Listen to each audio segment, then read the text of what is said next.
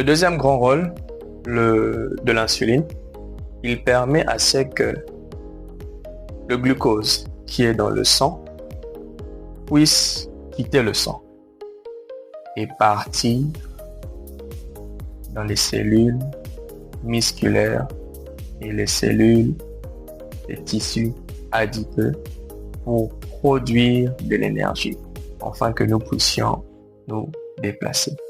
Je m'explique. L'insuline va prendre tout le sucre qui est présent dans le sang. Quand je parle de sucre, je vois le glucose.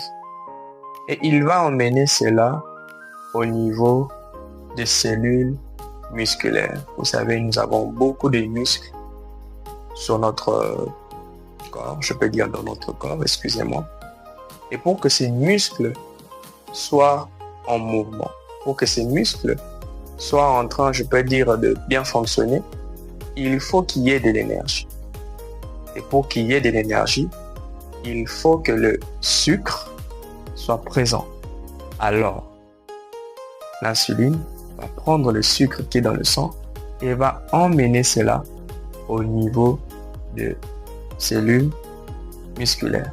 Afin que lorsque vous êtes là, vous pouvez commencer à faire ça, vous pouvez commencer à faire ça, faire ça, faire ça. C'est grâce au sucre et c'est grâce aussi à l'insuline qui va prendre le sucre qui est dans le sang et l'amener au niveau de chaque cellule musculaire.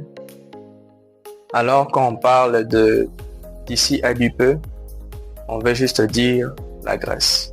Oui, la graisse que certaines personnes ont sur le corps. On peut aussi parler de tissu adipeux, c'est la même chose. Il y a aussi certains tissus adipeux qu'on ne peut pas voir à l'œil nu. Cela se trouve dans notre organisme, au niveau des organes par exemple. Ce sont des graisses qui entourent les organes, surtout les organes du système digestif. Alors, qu'est-ce qui se passe? L'insuline va prendre le sang, va prendre le glucose qui est dans le sang et va l'amener dans chaque partie, dans chaque cellule où il y a des tissus adipeux, où il y a de la graisse.